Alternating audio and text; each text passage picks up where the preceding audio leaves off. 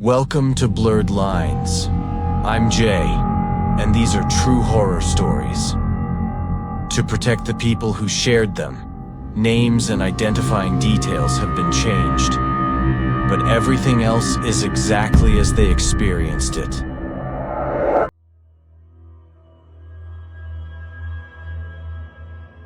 I still think about that detention, not the boring part, the sitting there part, but what came after. It was late October 2003. I was 14. Me, Ellie, and Brandon got detention for passing notes during history class. Stupid, I know, but that's not what makes me remember it. It was one of those gray October afternoons where it gets dark way too early. Heavy rain had been coming down since lunch, and by the time detention started at 4 p.m., the hallways were almost empty. Most after-school stuff got canceled because of the weather. The building felt wrong, too quiet, too big. Our teacher was supposed to supervise us. He got us settled in his classroom, told us the usual stuff about keeping quiet and doing homework until 5 p.m. We were the only ones in detention that day. Brandon was doodling in his notebook. Ellie was actually doing homework. I was staring out the window watching the rain. Then around 4:15, our teacher got a phone call. I remember because he went really pale, really fast. He grabbed his coat and said he had a family emergency. His wife was at the hospital. He told us to stay put until 5 p.m., that we were on the honor system, and he'd deal with the paperwork later. Then he basically ran out of the room. We heard his footsteps echoing down the empty hallway, then his car starting in the parking lot. Then nothing but rain on the windows. "Should we just leave?" Brandon asked. He said to stay until 5, Ellie said. She was always the one who followed rules. "Who's gonna know?" Brandon said. But we stayed. I don't know why. Maybe because we didn't want to get in more trouble. Maybe because it felt wrong to just bail. So we sat there in the empty classroom, in the empty hallway, in the mostly empty building, listening to the rain. About 15 minutes later, we heard footsteps in the hallway. Heavy boots, squeaking on the linoleum. Someone was coming toward the classroom. A man appeared in the doorway. I'd never seen him before. He was maybe early 40s, wearing a gray maintenance uniform that looked like it hadn't been washed in a while. His hair was greasy, slicked back. He hadn't shaved in days. There was something off about him immediately. The way he stood there. The way he looked at us. "You three the detention kids?" he asked. We nodded. "I'm with maintenance," he said. "They asked me to keep an eye on you until 5. None of us said anything. I looked at Ellie, and she was frowning. Brandon was staring at the guy. "Never seen you around before," Brandon said. The man shrugged. "I work in the district. They send me wherever. You know how it is." He didn't come into the room. He stayed in the doorway, leaning against the frame. But he kept looking past us, out into the hallway. Then he'd look out the window toward the parking lot, then back at the hallway, like he was watching for something. The rain got heavier. The classroom lights flickered but stayed on. "Nasty storm," the man said, but he wasn't really talking to us. He pulled out a cell phone, one of those new flip phones, and checked it. Put it away, checked the hallway again. Something felt wrong. I couldn't put my finger on it exactly, but my stomach was tight. This guy was making me nervous. The way he kept watching the hallway and the parking lot. The way he hadn't actually come into the room or sat down or done anything a normal person supervising detention would do. I looked out the window, trying to calm down. That's when I saw it. There was a car parked at the back of the building, right by the rear exit that led to the faculty parking lot. It was a dark sedan, maybe dark blue or black. Hard to tell in the rain, but it was positioned weird. Not in a parking space, just pulled up near the door. Engine running, I could see the exhaust in the rain. I felt cold. The maintenance guy's phone buzzed. He pulled it out, read something, and his whole demeanor changed. He straightened up. "All right, you three," he said.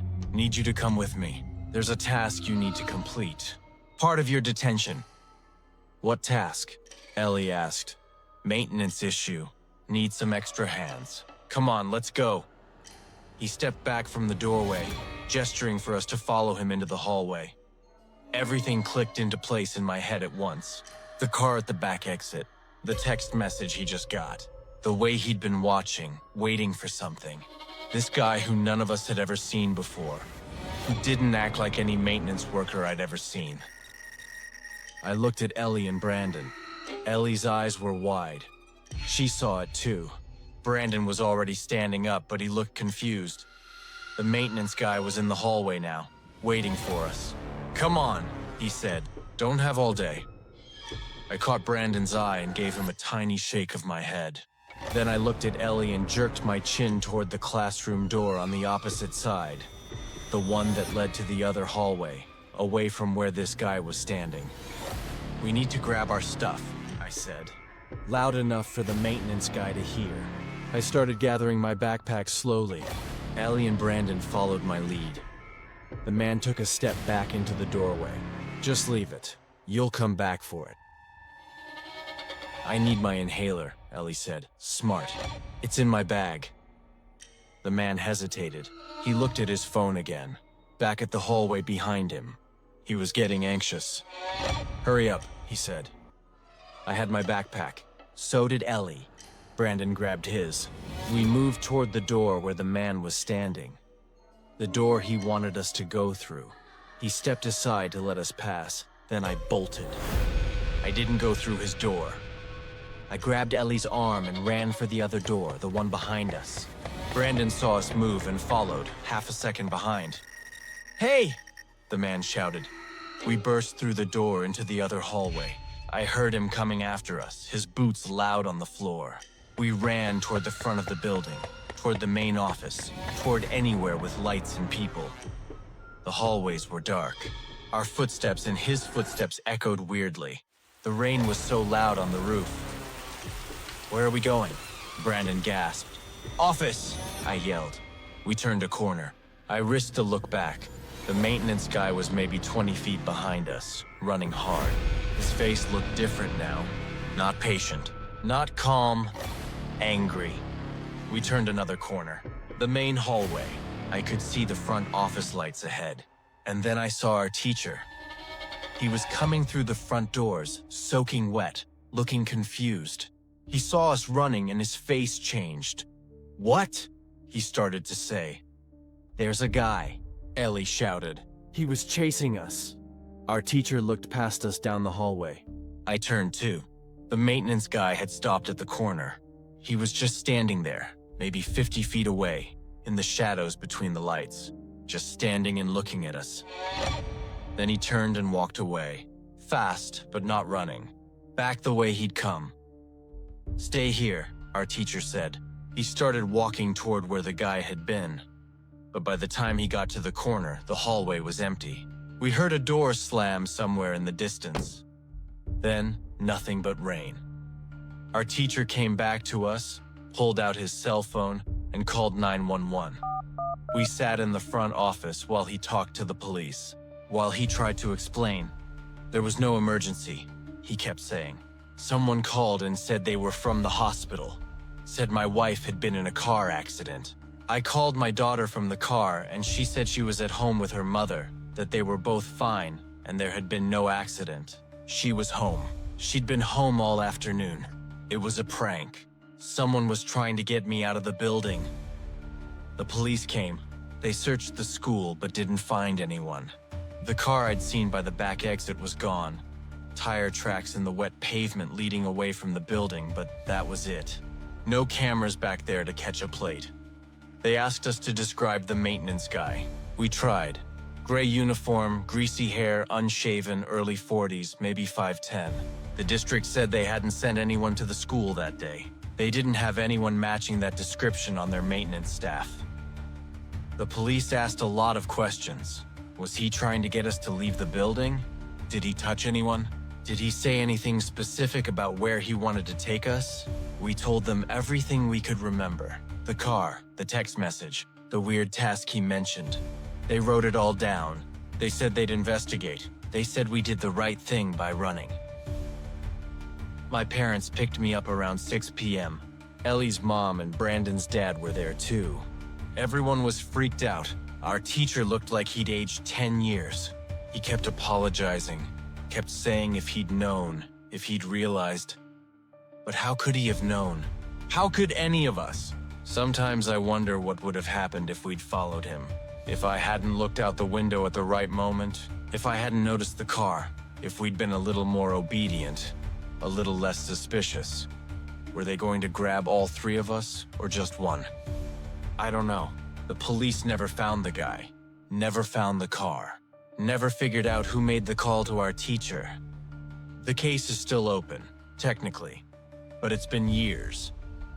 All I know is that detention taught me more than history class ever did.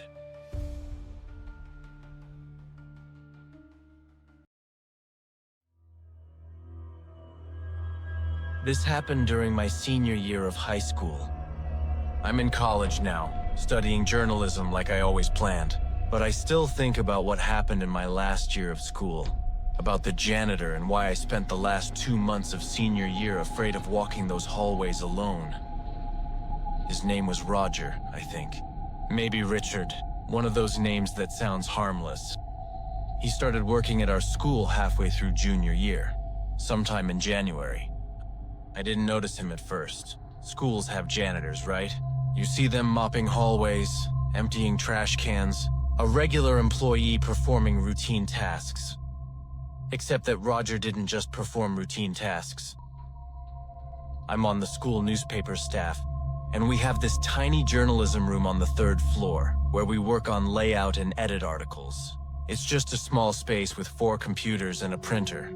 Usually empty, except during our official meeting times. I liked going there after school to work when things were quiet. That's when I started noticing Roger was always around. At first, I thought it was coincidence. When I had newspaper club on Wednesdays, he'd be cleaning the 3rd floor. When I stayed after school on Fridays to finish layouts, his cart would appear. It was like he knew exactly when I'd be there, always seeming to be working nearby. Then I realized he was timing his rounds to match my schedule. I mentioned it to my friend Sophia during lunch one day. That janitor, Roger or whatever his name is, he's always on the 3rd floor when I'm working in the journalism room. Like always. Sophia's expression changed. The older guy? Gray hair, kinda thin? Yeah, you've seen him too? Kelsey, he follows me sometimes too. I thought I was imagining it, but last week I was getting something from my locker and I saw him just standing at the end of the hallway, watching. When I looked at him, he went back to mopping. That made it worse somehow, knowing I wasn't the only one who noticed. But the thing that really scared me was realizing Roger had keys to everything. Every classroom, every storage closet, every office in the building, including the journalism room. I started locking the door from inside when I worked alone. The journalism room has one of those handles you can lock manually from the inside, so I'd click it locked and feel a little safer, but I'd still hear his cart in the hallway sometimes. And I'd hear him try the door handle. It would turn slightly, stop when it wouldn't open, and then I'd hear the cart roll away. He never knocked, never said anything, just tried the handle. I reported it to Vice Principal Morrison after it happened 3 times in 1 week. I sat in her office and explained the pattern. How Roger always seemed to be working wherever I was. How he tried the journalism room door when I was working alone. Morrison listened with this expression that made me feel like I was wasting her time. When I finished, she said, "Kelsey, Roger has worked in school districts for over 20 years. He's passed multiple background checks. He has to clean the entire building on a schedule. But he keeps trying to open the door when I'm in there alone." "He's probably checking if rooms need cleaning," Morrison interrupted. "I understand you're stressed with college applications, but I can't discipline staff based on feelings. Has he ever said anything inappropriate to you?" "No, but then I don't see a problem.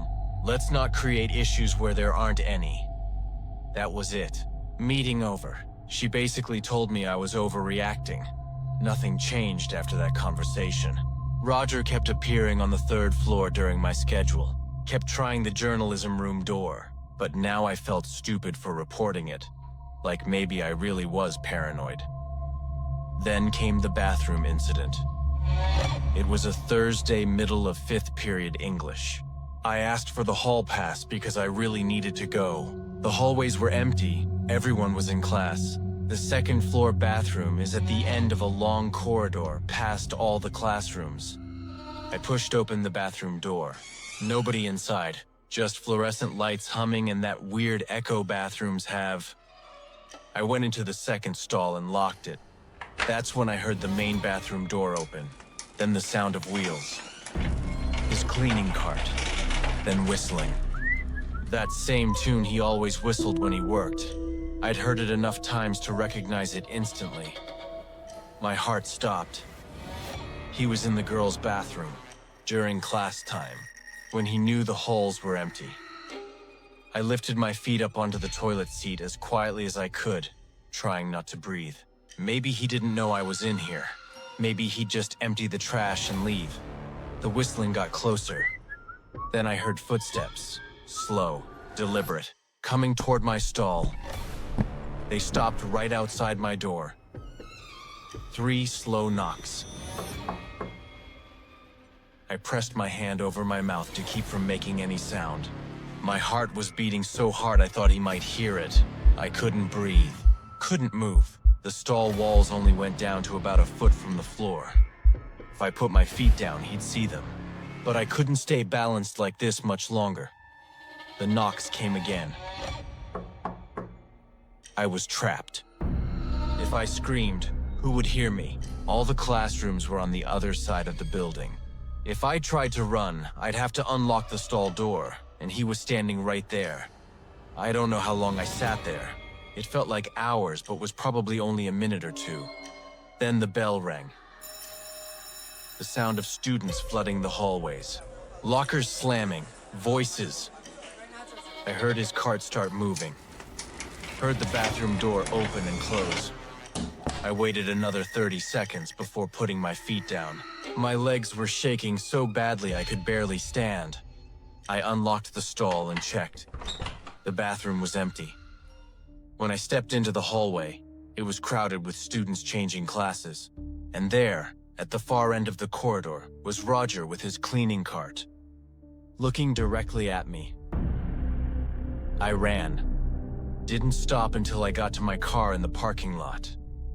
That night, I told my parents I wanted to change schools, but they wouldn't let me.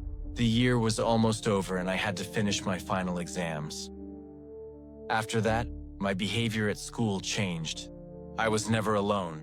No bathroom breaks during class, no using the journalism room alone. Whenever I saw Roger, I would change direction. And that's how the last few months I studied at that school went. I sometimes thought about reporting Roger to the real police. Not just school administration, but what would I say? He never touched me, never said anything threatening. He was just there. Always there.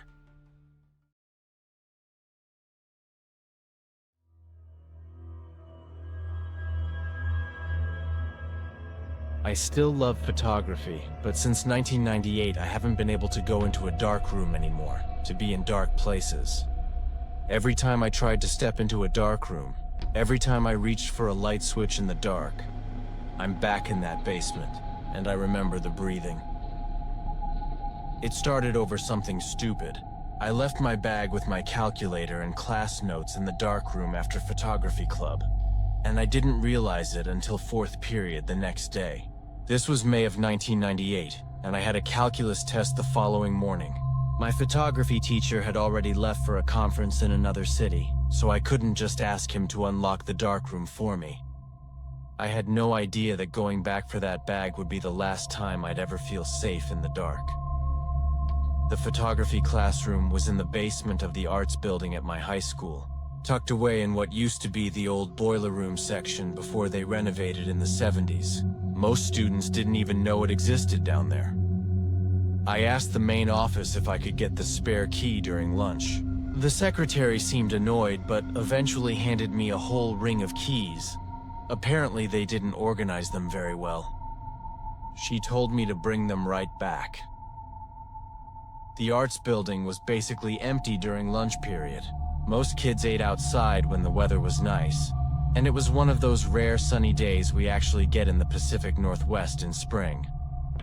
I took the back stairwell down to the basement level. The hallway lights were motion activated to save electricity, and they clicked on in sections as I walked. The photography classroom was at the very end of the hall. The door was locked, like I expected. I tried a few keys before finding the right one. The classroom itself was fine. Windows along one wall let in decent light, but the dark room was interior.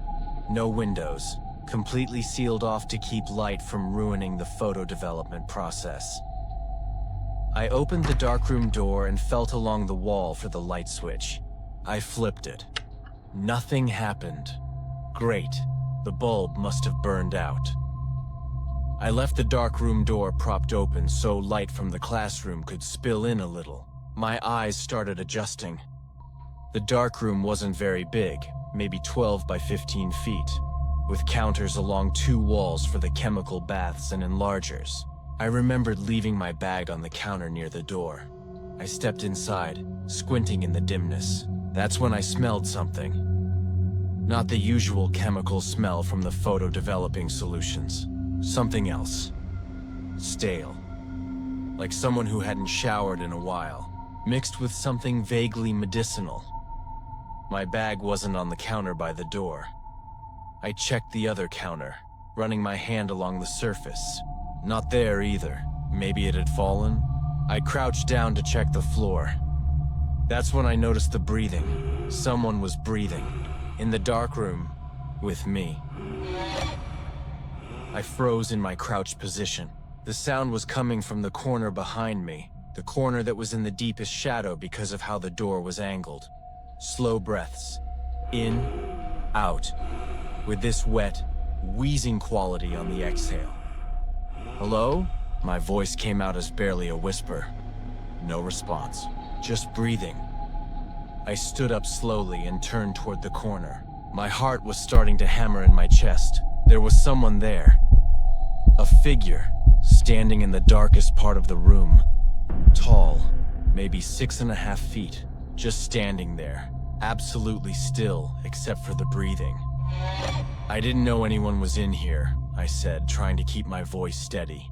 I'm just looking for my calculator. Nothing. The figure didn't move, didn't speak.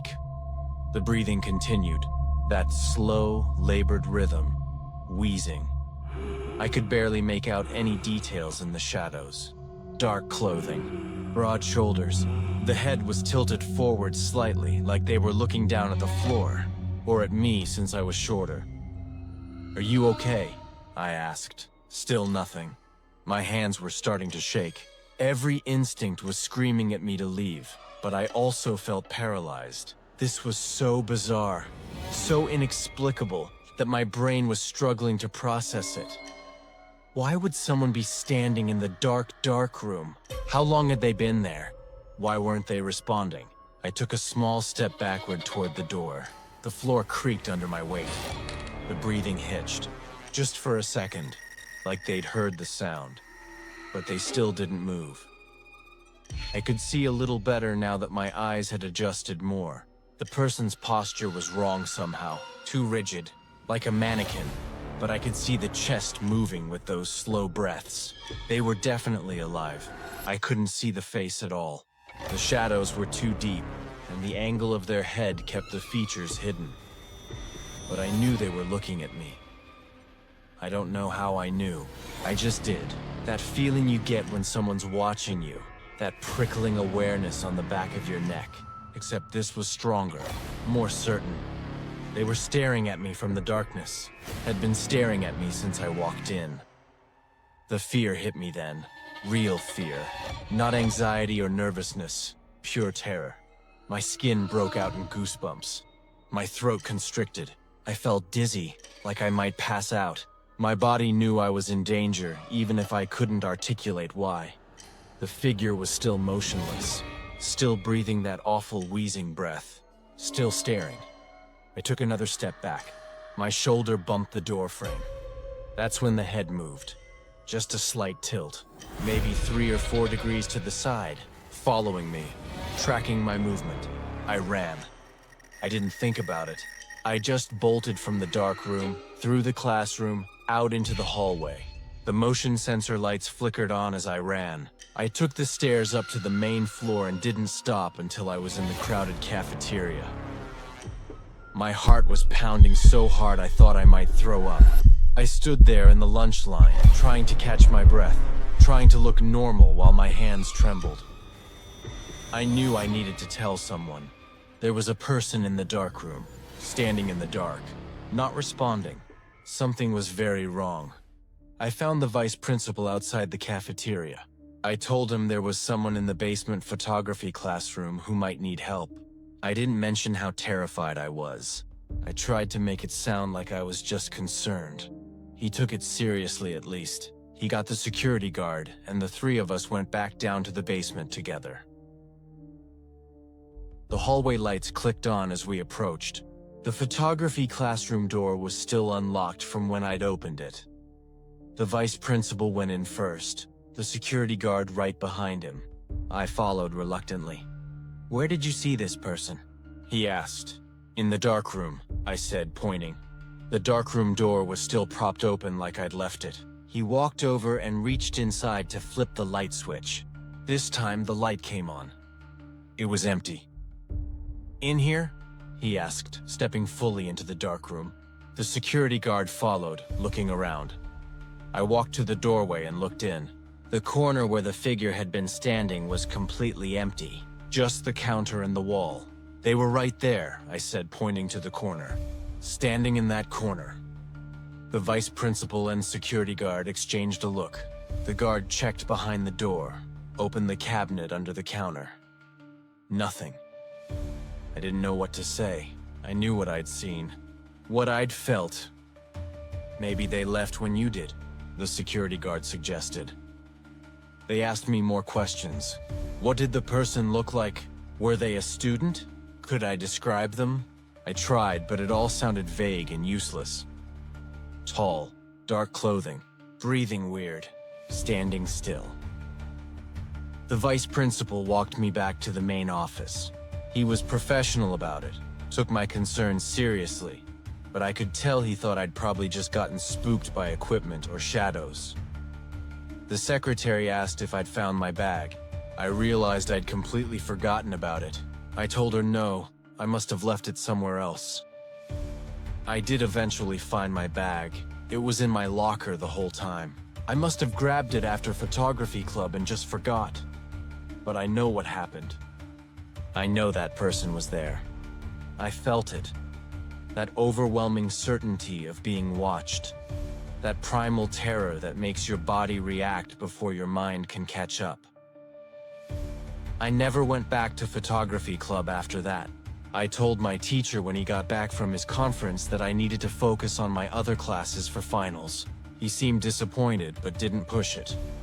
I failed my calculus test the next day. Couldn't focus. Kept thinking about that figure in the corner. About how still they'd been. Standing in the darkness, breathing, waiting, watching. Thanks for watching.